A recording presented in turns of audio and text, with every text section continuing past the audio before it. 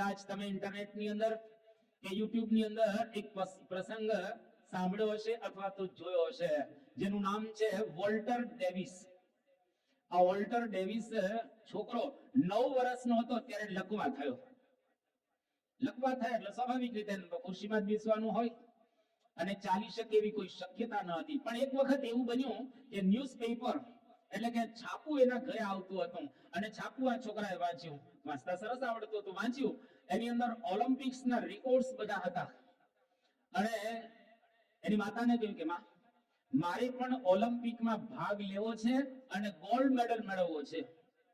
કે બેટા હવે તું તો ચાલી શકે હોય નથી, ભાગ લેવાની તો પછી વાત રહી, તો વ્હીલચેર ની અંદર છે, ચાલી શકે એવી શક્યતા જ નથી. પણ આ છોકરાએ વિચાર કર્યો કે ના માં, મારે તો ઓલિમ્પિક ની અંદર ભાગ લેવો છે અને ગોલ્ડ મેડલ પ્રાપ્ત કરવો છે.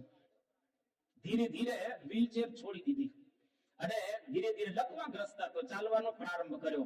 પણ એ ચાલે થોડી પ્રેક્ટિસ કરી. એમ કરતા કરતા ચાલતો થયો, પછી થોડોક દોડતો થયો, થોડોક કૂદતો થયો અને સ્પીડ વધારી અને ધીરે ધીરે અને મોન્ટ્રીયલ ની અંદર 15મી ઓલિમ્પિક ની અંદર આ વોલ્ટર ડેવિસ જે 2.4 મીટર કૂદ્યો અને વર્લ્ડ નો રેકોર્ડ તોડી નાખ્યો અને એને ગોલ્ડ મેડલ પ્રાપ્ત કર્યો. આ નાનો છોકરો જો એની અંદર વિચાર એવો હતો તો એ છોકરો કરી શક્યો. આપણે એના કરતા બધા સારા રહેલા છીએ, પણ વોલ્ટર જેવા વિચાર કરીએ તો અશક્ય પણ શક્ય થઈ શકે. તમે ઇટાલી કોક વખત જજો. France, Italy, Germany, Luxembourg, Holland, આ બધા યુરોપના દેશો રહેલા છે. એમાં જે નાનો દેશ ઇટાલી છે, ત્યાં આગળ રોમ શહેર છે. એક રોમન સંસ્કૃતિ હતી, વિશ્વની સારી સંસ્કૃતિ હતી. ગઈ સાલ અમે ત્યાં આગળ ઇટાલીમાં ગયા હતા, યુરોપના લગભગ 19 જેટલા દેશોની અંદર. તો ઇટાલીની અંદર રોમ છે. રોમની અંદર વેટિકન સિટી છે, એને દેશ પણ કહેવામાં આવે છે, જ્યાં આગળ પોપ રહે છે. આખા વિશ્વનો સૌથી નાનામાં નાનો દેશ એટલે વેટિકન, જેની વસ્તી 1000 થી ઓછી છે અને દુનિયાનો સૌથી પૈસાદાર દેશ એ વેટિકન છે. આખા વિશ્વનું ધન ત્યાં આગળ આવી રહેલું છે. આ ઇટાલીની અંદર એક સુથારનો છોકરો હતો જેનું નામ મુસોલિની. એના પિતાશ્રીની સાથે ઇટાલીનો જે રાજા હતો એની જે ખુરશી લાકડાની બનાવવાની હતી અને લાકડાની ખુરશીને છોકરો ઘસ્યા જ રાખે, એકદમ પોલિશ કરતો હતો. અરે કોઈકે કહ્યું કે અલા મુસોલિની, રહેવા દે ને, કઈ જરૂર નહીં આટલું બધું કરવાની, અને શા માટે તું વારે વારે આને પોલિશ કરી રહેલો છે? અને મુસોલિની શું બોલે છે કે આ રાજાની ખુરશી ઉપર એક વખત મારે બેસવાનું છે. હવે આ તો સુથારનો છોકરો છે, કામ કરવા માટે ત્યાં આગળ ગયો છે કે આ ખુરશી ઉપર મારે બેસવાનું છે એક દિવસ, એટલે હું અત્યારે એને સરસ રીતે પોલિશ કરી રહેલો છું, ઘસી રહેલો છું. અને ખરેખર આ નાના છોકરાના સ્વપ્નું સાકાર થયો અને મુસોલિની ઇટાલીનો રાજા થયો, જે હિટલરનો મિત્ર હતો, પાક્કો મિત્ર. હિટલરના બે પાકા મિત્ર હતા. એટલે નાની ઉંમરે કરેલા વિચારો ખરેખર એ સાકાર થાય છે, એમાં કોઈ સવાલ પેદા નથી થતો. ઇંગ્લેન્ડની અંદર કોઈક જો આમાંથી ગયા હોય તો એને ખ્યાલ આવે, ઇંગ્લેન્ડમાં લગભગ 250 થી વધારે બગીચા છે લંડનમાં. એટલા સરસ બગીચા, આમ તમને મજા આવી જાય. અને ત્યાં એ લોકો બગીચાને બરાબર રીતે જાળવે છે. બગીચાની અંદર એક મા બાપ વગરનો યુવાન તમારા જેવડો છે. ખાવું શું? પ્રશ્ન. પીવું શું? પ્રશ્ન. રહેવું શું? પ્રશ્ન. પણ છતાંય બગીચાની અંદર પોતે ત્યાં આગળ રહે. આપણી જેમ ઇંગ્લેન્ડમાં તમે ત્યાં સૂઈ ન શકો, કારણ કે ત્યાં આગળ ઠંડી હોય એટલે બહાર ન સૂઈ શકાય. પણ આ છોકરો ત્યાં આગળ વિટિંગટન એનું નામ, અને બગીચાની અંદર સૂતો હતો. ટાવર છે ત્યાં આગળ, ટાવર ઓફ લંડન. ડંકા વાગે, 1 2 જે કઈ ટાઈમ પ્રમાણે ડંકા વાગે, અને ડંકા વાગે ને એની સાથે સાથે પોતે અંદર બોલ્યા રાખે કે Whittington will be the mayor of London.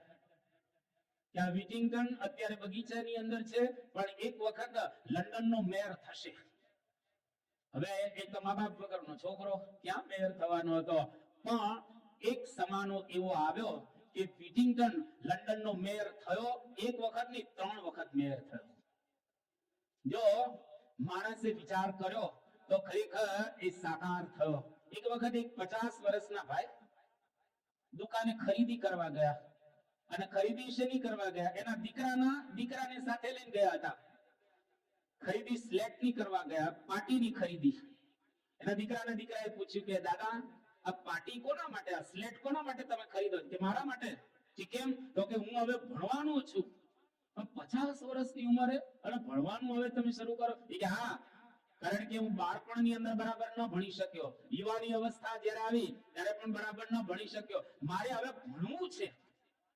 આખા ગામની અંદર પેલો છોકરો કહી આવ્યો કે દાદા પાર્ટી લેવા ગયા હતા, સ્લેટ લેવા ગયા હતા. એટલે આખા ગામની અંદર લોકો બોલવા લાગ્યા કે આ ઘરડો પોપટ હવે વેદ ભણવા બેઠો છે અને કોઈ જ્યાં પાકા ઘરે કાંઠા ચડે નહીં, ઘણા જ્યાં મજૂરી કરીને ખાતો નથી અને અત્યારે એને શું સૂજ્યું? આખા ગામની અંદર ચર્ચા થવા લાગી.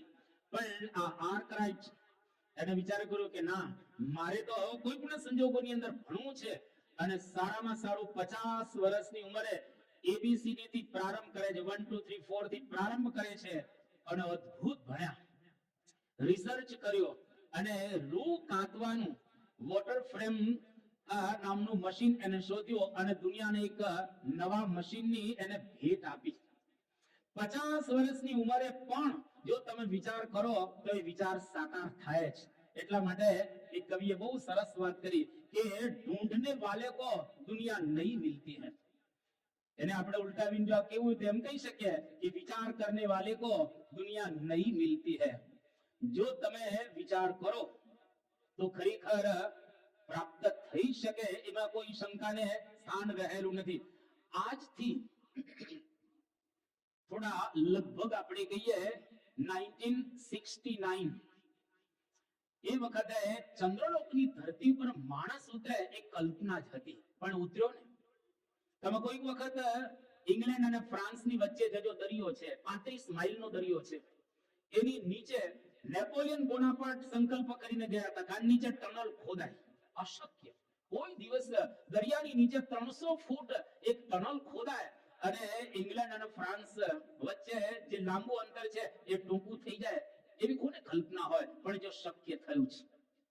એટલે લહેરો સે ડરકર નૌકા પાર નહીં હોતી, लहरों से डरकर नौका पार नहीं होती, कोशिश करने वालों की कभी हार नहीं होती.